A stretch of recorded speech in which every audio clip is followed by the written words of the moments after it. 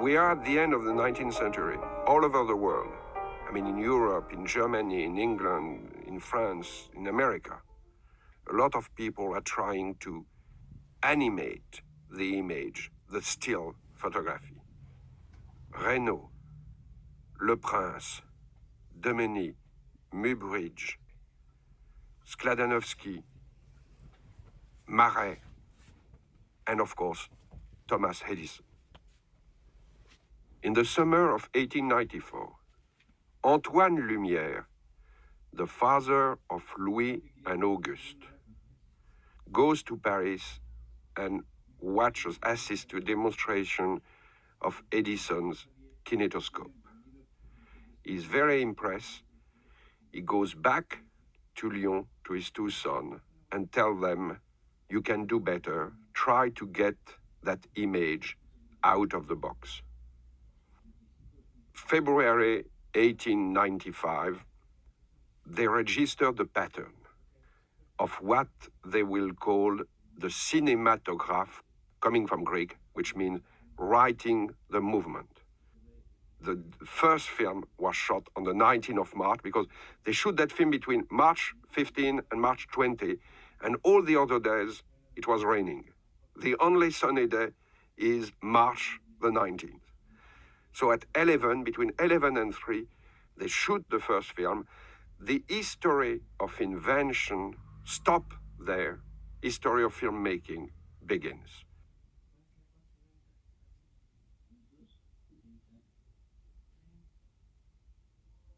19th of March, 1895.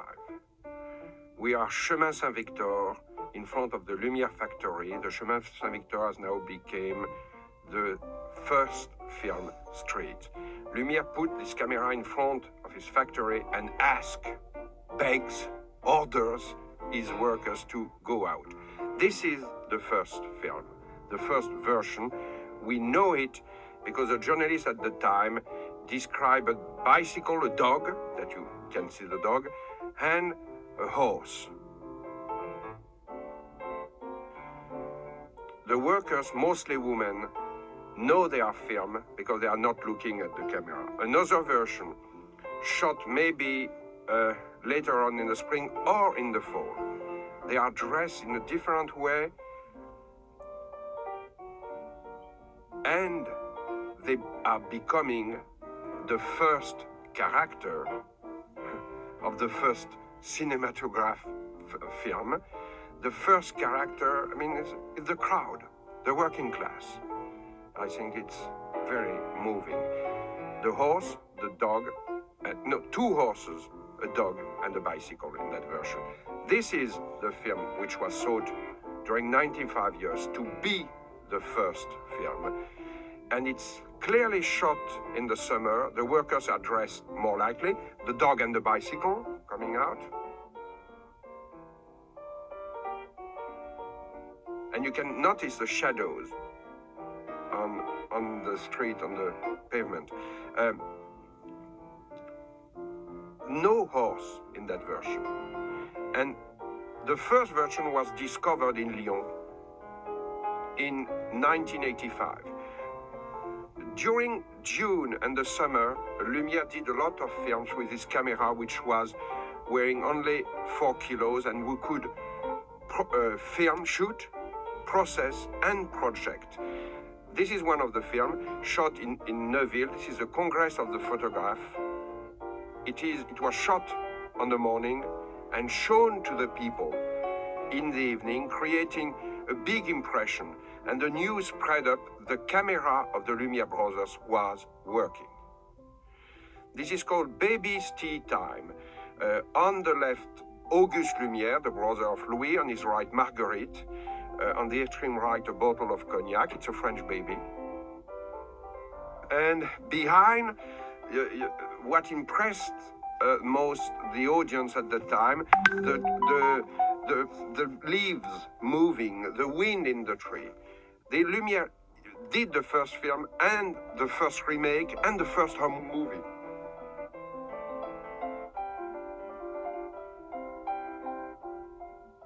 This is the first comedy. It's so well known that it doesn't have to be commented. It still gets a lot of laughs today, so you just must imagine what was the reaction of the people who saw it December 28, 1895, because it was part of the 10 films shown in the Hotel Scribe.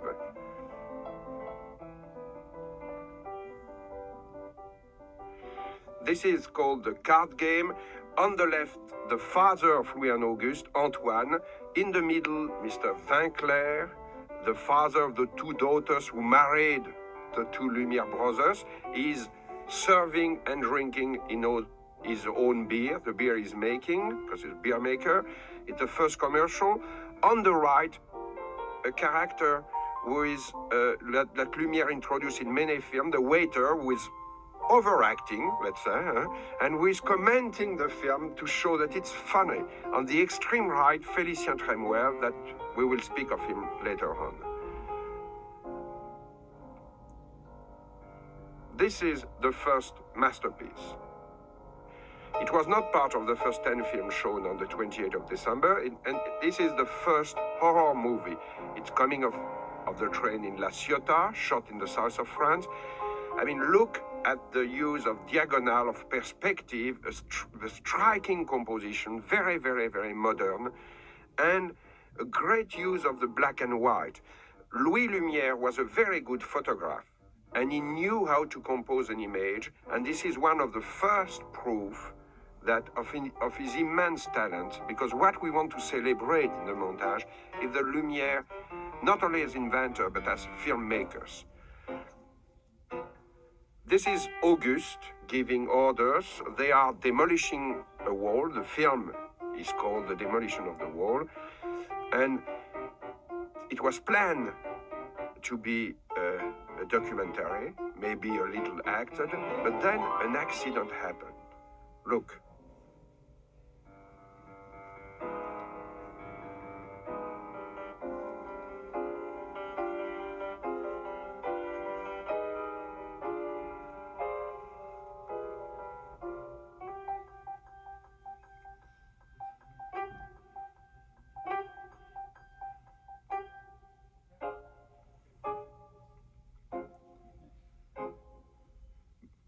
By rewinding the film, one day the film was projected backwards, and that created an enormous shock with the audience. Louis Lumiere decided to use that accident and exploited the film like that in his later program. I mean, he was a filmmaker that time. He was using all the accidents which was happening during the making of the films, and incorporating them in the next programs. A lot of the films they shot at that time were about the city in which they were living, my native city, by the way, Lyon. And those films are beautiful documents, historical and sociological, about the streets of a big city. And Louis Lumiere wanted always to shoot scenes taken in the streets. It was one of his obsessions. He was asking, when he sent operators all over the world, he asked them to go in the streets and to film the daily life, bringing some documents which are of an immense value and of a great beauty. This is another part of Lyon. Again, you will see in that very simple scene a tremendous movement. I mean, calling his invention the cinematograph, which meant writing the movement, meant something for Louis Lumiere. I mean, again, the movement is not frontal, it's not lateral. There is always a sense of the perspective, of the composition, of the diagonal, which allows the shot to be more exciting. And this is one of the first tracking shots coming in Lyon. The camera was on a train, incredible stability, and an incredible film.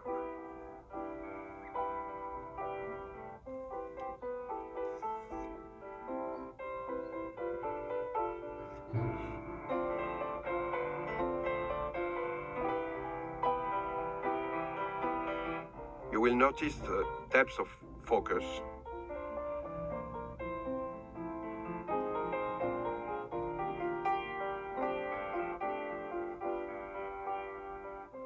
This is the reverse of the previous film. It's another train coming into a station. They did a lot of films about train coming into a station, but you will see people know they are filmed. The people of the railway company will start overworking. I mean,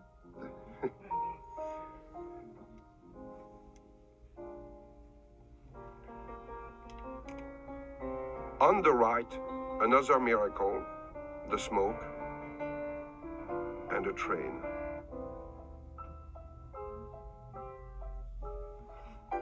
A very well-known game in Lyon, one of the most popular of the city, La Boule Lyonnaise. People know they are filmed this time. They overact. They want to be taken seriously and look, for instance, on the bearded man on the right.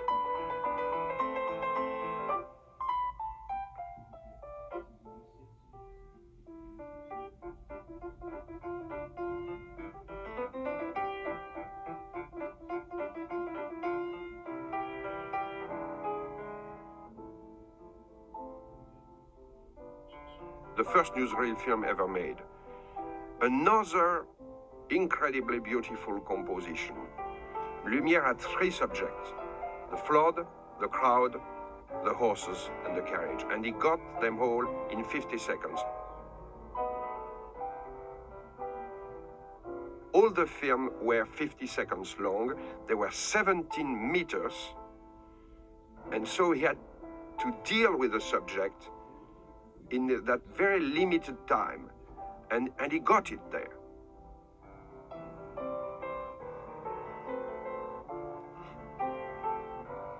A lot of the film that Lumiere shot were about children. He was a family man. He was very much interested in children. And this is maybe the first suspense film ever made.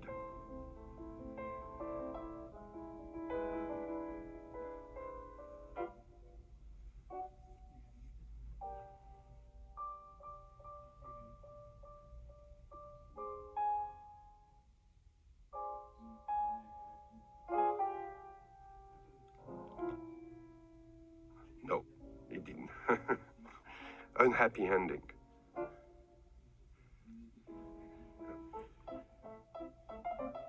Another masterpiece. Another striking composition. And the cat up. This is the proof that the film was directed. And between that film and the painting of Auguste Renoir, between that film and the painting of Auguste Renoir, you can see the link. And this is, by the way, the first commercial for cat food.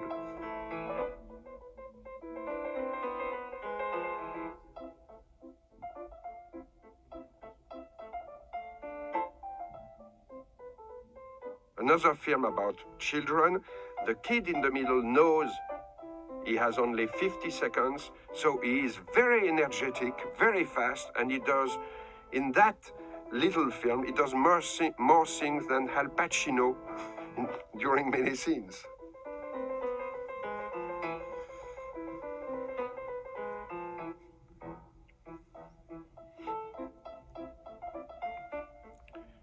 Another very interesting camera setup, I mean, taking from a distance. In the previous film, you had seen nearly a close-up, and this time it was a medium shot and a long shot there, framed exactly at the coming of the train in La Ciotat, with the use of perspective and diagonal, and a very enigmatic film. I mean, it's called The Baby's Parade in Paris Nursery. It should be dedicated to W.C. Fields.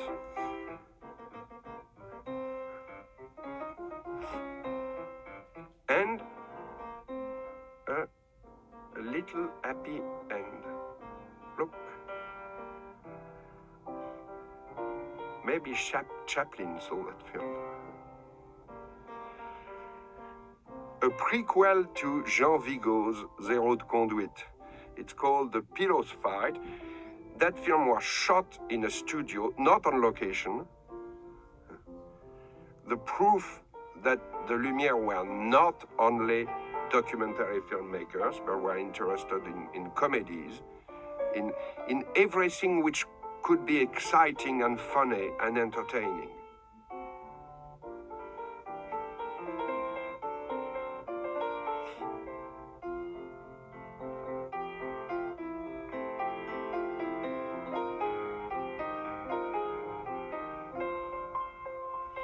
A film very different from the other one, street scene. It's called Boys from the Streets. They are playing marbles. It's a great document about the kids at the end of the 19th century. And it's again a very, very beautiful film, very powerful. Wild Boys of the Road.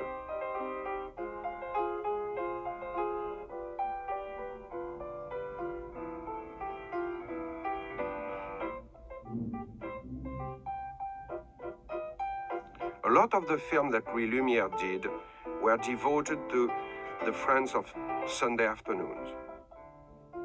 People having fun, people resting, parades. This film is shot not far from the Lumiere Institute, not far from their home, and you can consider it as a prequel to Butch Cassidy without the Sundance Kid.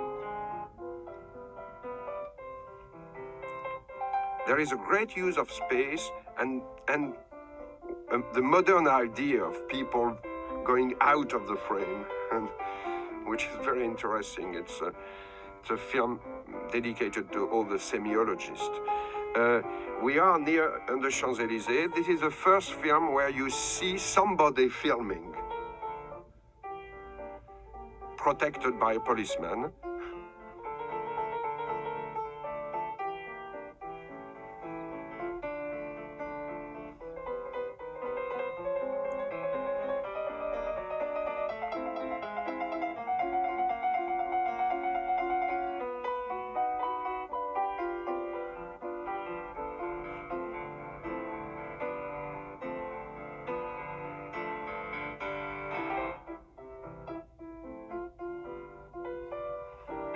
This is not a tracking shot. We are near a moving pavement, in fact, two moving pavements in the Universal Exhibition of 1900, two different speeds.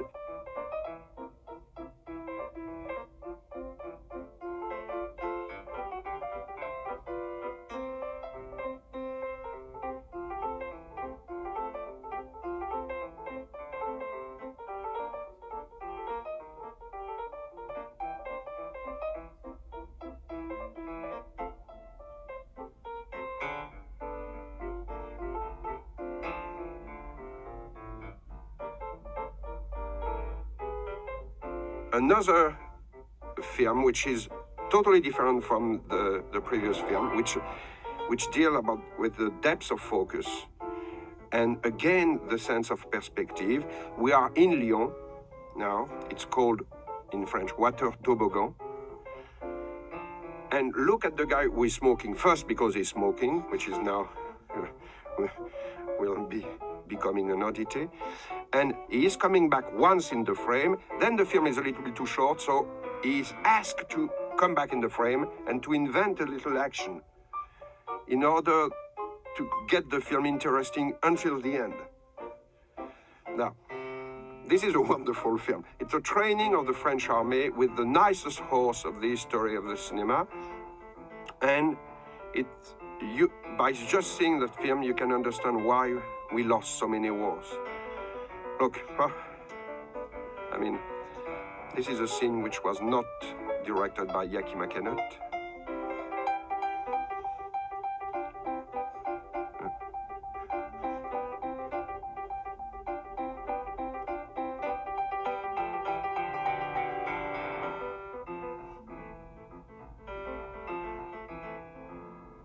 The same group of soldiers, little later, I mean, practicing their special kind of humor. But the most important thing is the character on the right. Louis Lumiere was afraid that the film was not going to be very funny, so he added that character who is commenting the situation and, I would say, slightly overacting. Even at the end of the film, he doesn't know what to do and he practically falls on the ground. And he becomes the subject of the film. This is another ball game, 50 seconds, so there is absolutely no rules. I mean, everybody is throwing the ball at which that makes the film very funny, but too it's a very good document about the Lumiere family and one of their many houses which they were owning at the time. Look at there is a guy who is trying to throw a ball from the beginning and he's always prevented. They are pretending to measure. Everything is acted in that film, and he's cheating. The first film about soccer, and which is mostly interesting because after a brief moment, the football will never be in the frame. So the film will become a kind of very bizarre choreography, and again, a film about the meaning of what it is, what we call in French the hors champ, the out of frame.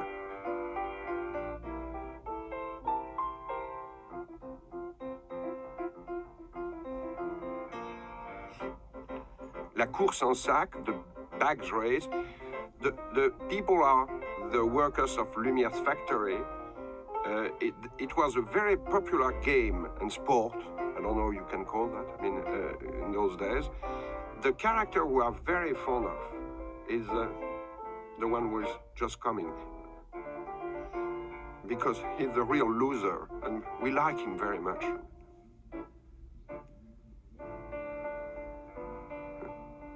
And you will notice, attention, the end of the director coming in the frame.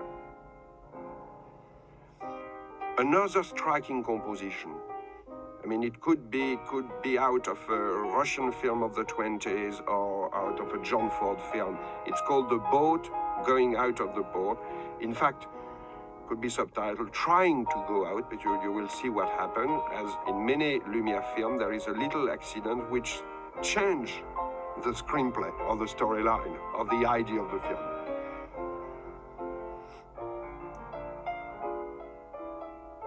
The wave and the boat is thrown back in the port.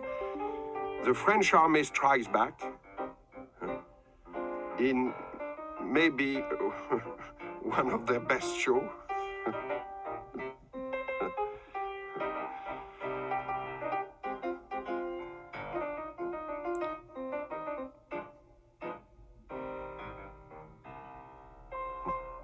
And look at the guy in the middle, he will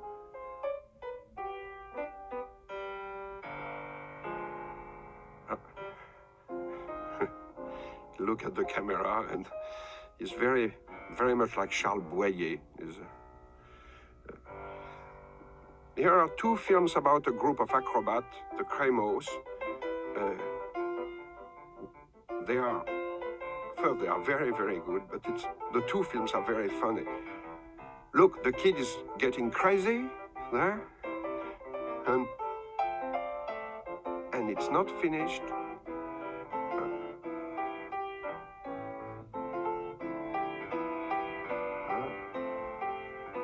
Not bad, and suddenly, the best part of the film, there.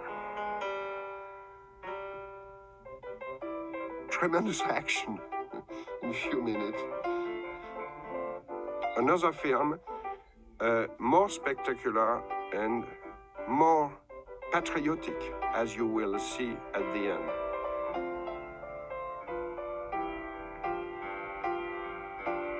the quality of the photography is a little less good because it's not, the negative was lost on that film.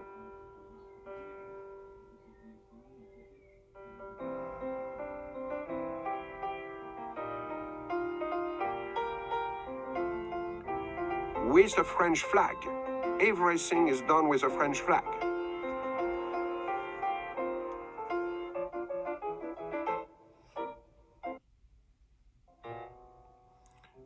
A lot of the films were devoted to the working class, to people working, like we are in La Ciotat, in the south of France. It's a factory where they are making boat. It's a shipyard. And in fact, they started the film a little too early because people are waiting for something to happen.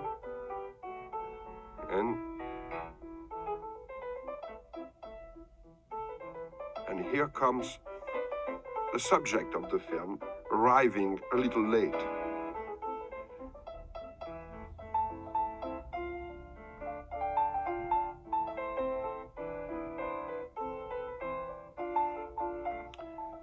One of the strangest and one of the most bizarre machines of the of the history of the cinema, which is supposed in order to work on the road, but it's rather incomprehensible.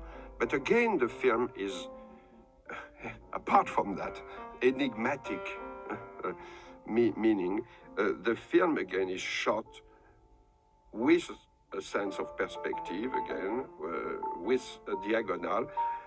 I mean, Lumiere and his operator were never filming in a lateral or frontal way. After the factories, the fields, the peasants, look at the first guy who is always looking at the operator to know where he must go. I mean, and he's totally paralyzed. Indication must have been given during the shot, because you will see the woman, she's going more on our right. The only people who are not following is the kids who do not give a damn.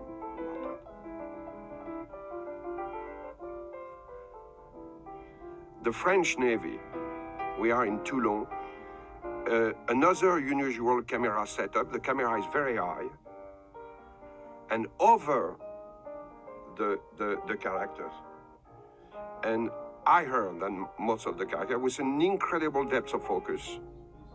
I mean, this is a film which, when it was shown in Lyon on the 19th of March, which impressed a lot of directors like Carol Rice or Stephen Frears.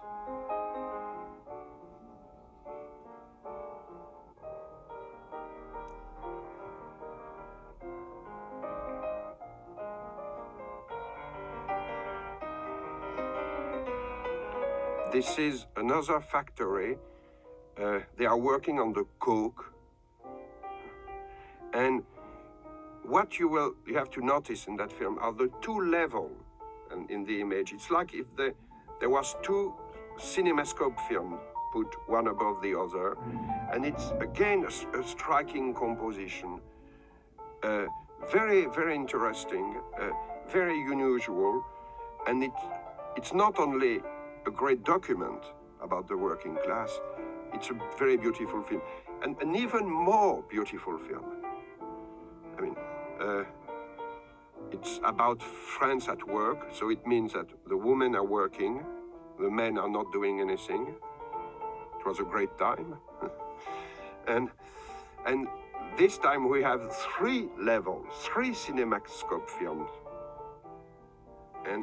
And the idea of putting the camera across the river and filming from far away is very, very beautiful. And it proves again the sense of composition of Lumiere. This is a film which is by accident in that section, in France at work, because nobody is really working. It's shot in Chambéry, not far from Le Mont Blanc in the Alps, but it's a very, very beautifully photographed film. I mean, you have the impression of being in Spain or in Morocco. Look at the use of the white and the black.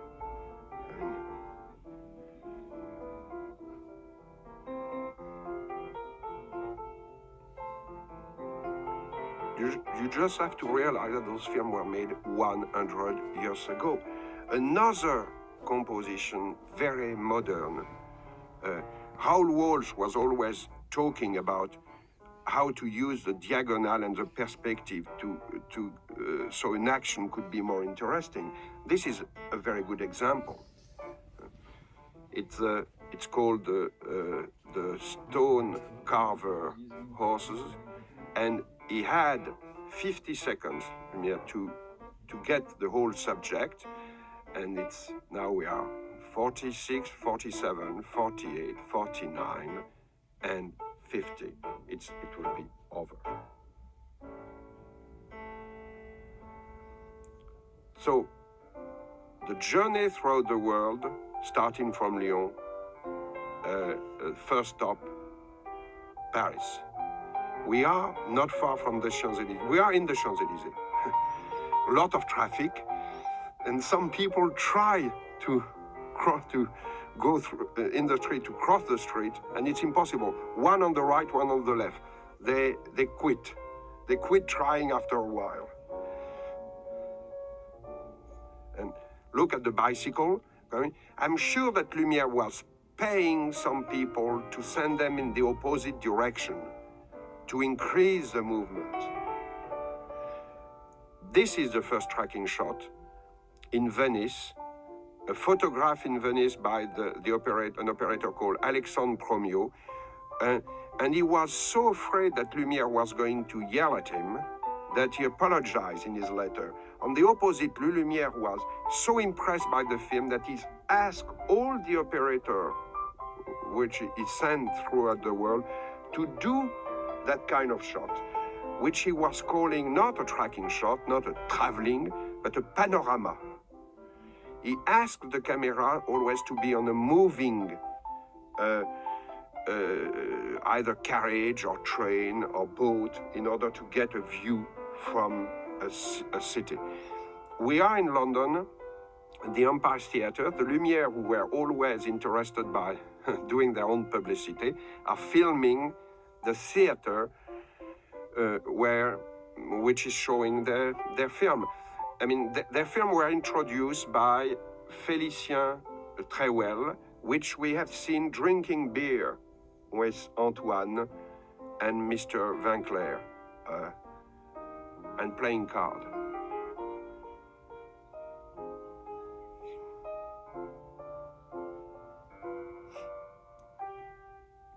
We are in Dublin.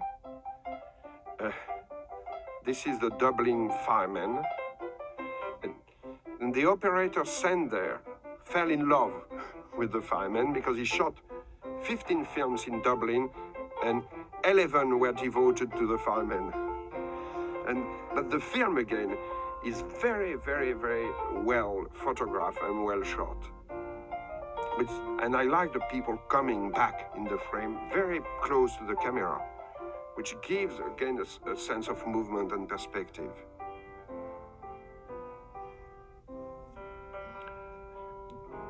This is again Ireland, but Belfast, and it's called The Big Ladder.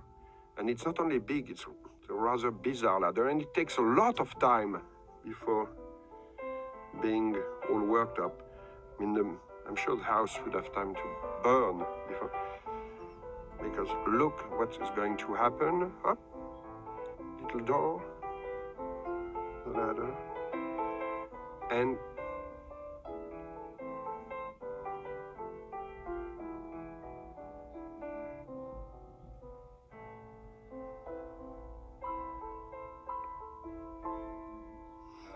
Berlin, Friedrichstrasse, the Panopticon, another cinema which was showing the Lumiere films. It's a film which we gave to Wim Wenders when he came to Lyon. And it's maybe the first film shot in Berlin streets.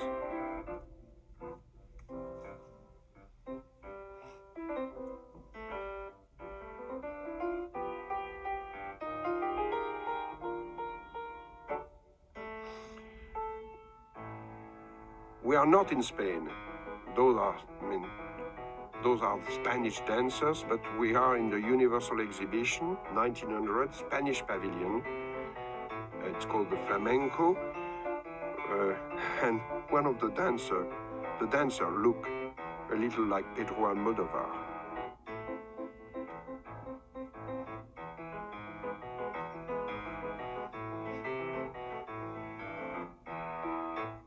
Another film, a film about the Spanish army, which is totally incomprehensible. I mean, they are all dancing, but not on the same rhythm. I mean, look, it stops for a while and then it starts again. Look, two people are dancing the slow. It's an hilarious film.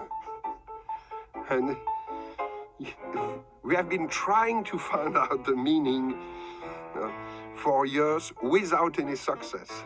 What are they doing?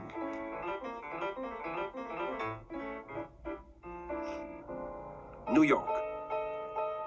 This is the opposite of the train coming in La Ciotat, but it's the same kind of composition.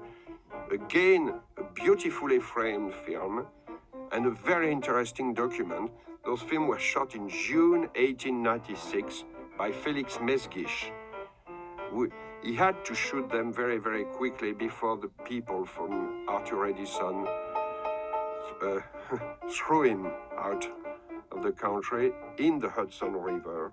So he had to swing back to his boat. This is Fulton Street.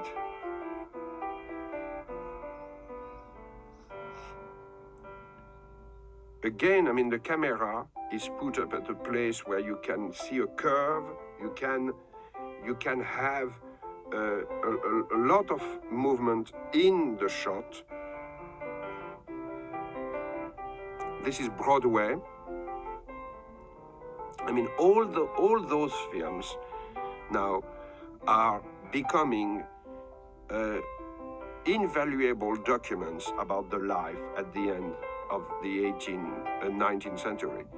I mean, and not only they are great historical documents, but the look on the action is always typical of that time. Chicago, 5,000 policemen in the street, 4,997 have a mustache, 3 anarchists without. That I think the first one is coming, and 2 others later. The film was shot by Gabriel Vert, and one of the most talented of the Lumiere operators, and you will see proof of his talent later on. He shot that film too, Mexico. Another use of perspective, a diagonal, and the subject of the film, I don't know if it was intended to be that, but becomes that fight between the horses and the ducks. And look, the ducks are winning.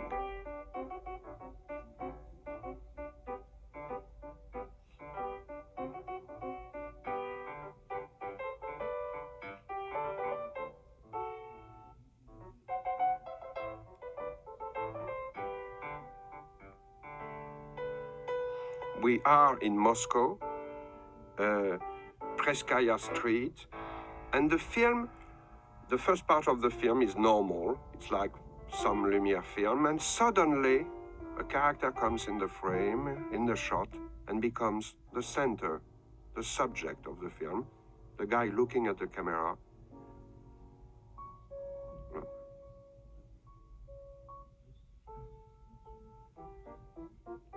He's maybe an agent for the Tsarist police. He's very suspicious. I mean, he brings an atmosphere of suspicion in the shot, which is very, very strong. Jerusalem, the Jaffa's door. The Lumiere sent operator to, in a lot of countries, look, it's nearly a close-up, by accident, but it's close-up. And look at the children on the right. The Lumiere sent operator to China, in Japan, Argentina, and a lot of them went in what was called the Palestine. I mean, the idea of Lumiere was to bring the world to the world, which is a great concept. This is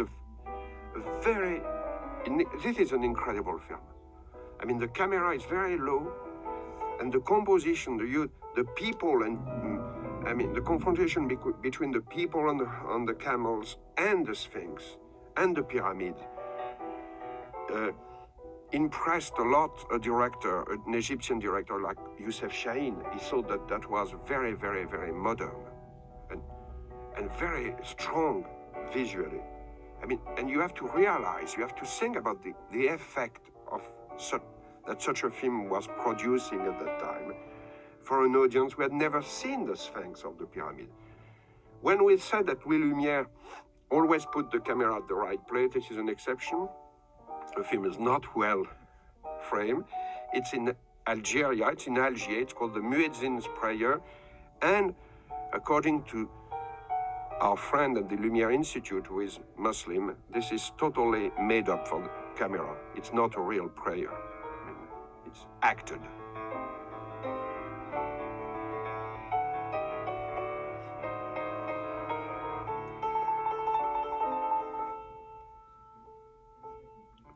Two films shot in Turkey. This one is another example of the framing, of the movement in a shot, of a composition which has several levels of interest and of the depth of focus. You will see characters coming in the frame and walking just by the camera, which add to the effect. Look. And they are holding the end of each other. Another tracking shot, another panorama, Istanbul.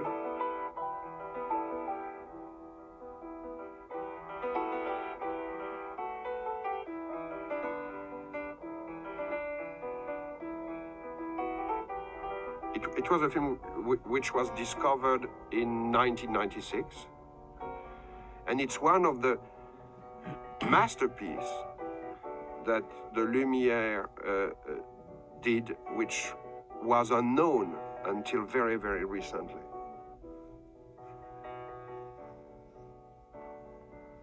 French Indochina, Vietnam, a film which is not for animal lovers. They are boarding a cow. They are boarding a cow on the ship. And again, that was a film which created a big impression when it was rediscovered by all the directors who came in Lyon to celebrate the shooting of the first film. Smoking the Opium, another unusual camera setup. The camera is very low. I mean, it's a shot which could be in a film by Ozu, later on, and it's difficult to know what kind of lens they were using for that shot, because it doesn't look like a 35 or 40, and it's so composed and so beautifully framed. Indochina again, and a great comment